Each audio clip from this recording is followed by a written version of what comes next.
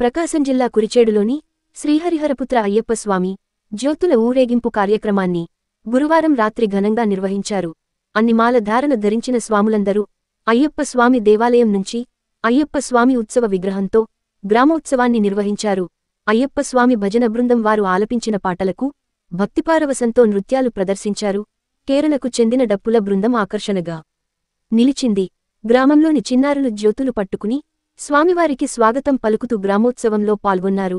స్వామివారి గ్రామోత్సవంలో ప్రజలు భక్తి భావంతో అయ్యప్పను దర్శించుకుని పులకించిపోయారు. కమిటీవారు స్వామివారి ప్రసాదాన్ని పంచిపెట్టగా వివిధ మాలలు ధరించిన 300 మంది స్వాములు పాల్గొన్నారు.